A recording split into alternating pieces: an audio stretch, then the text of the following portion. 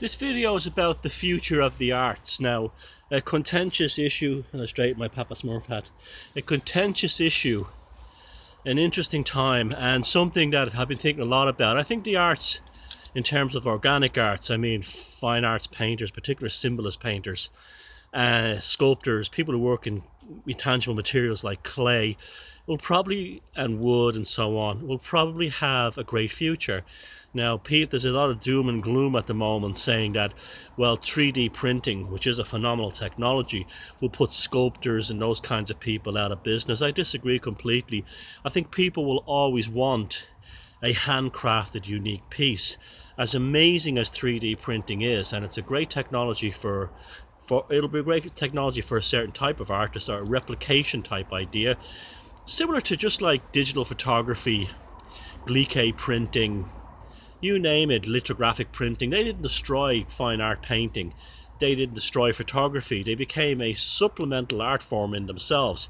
Just like tablets. I'm trying to learn how to use a tablet someone sent me. I'm finding it difficult, but I also see the potential. But it won't ever replace me with a pencil or a paintbrush and people like me. It's just different. And I think because of the mechanization, I saw a steampunk guitar with moving gears as a Telecaster.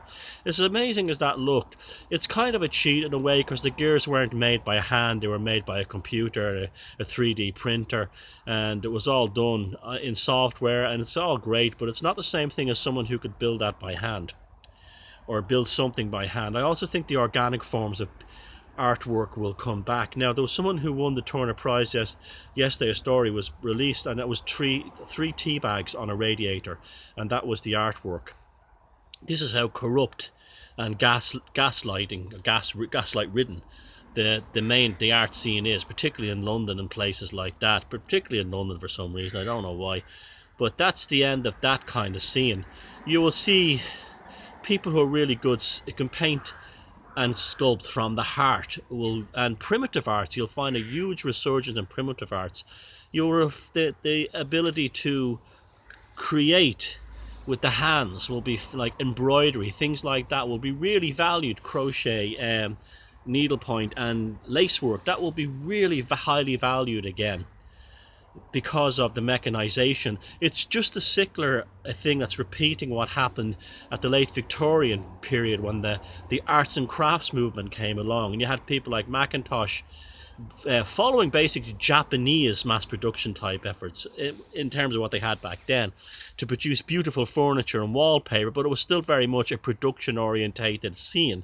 But it still produced very beautiful things, but it didn't put anything out of business. The Impressionist painters were happening around the same time, where you had basically heavily impastoed paint, just capturing the impression of something, and that took off at the same time. And that was, there was nothing in terms of virtuosity and skill along with that, although that will be valued too.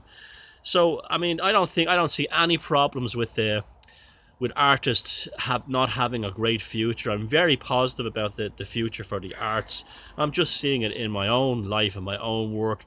Myself and people I know who are painters and sculptors we're getting work. We're being valued. We're being given our chance again. And the ordinary person is buying art for a very different reason than the collector. They will buy from the heart.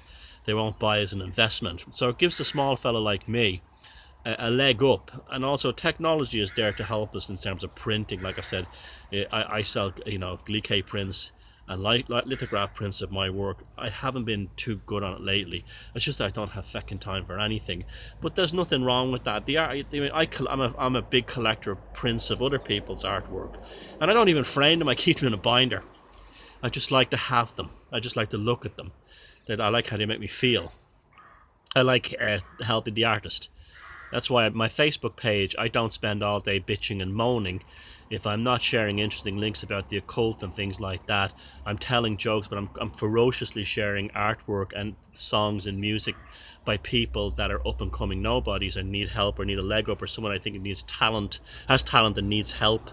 That's a big part of my life, where I know some of you have psychiatric problems and you think that you should be on Facebook all day bitching about things you can't change and feeding the people you can't hate with your life energy. But not everybody's insane as demented as you.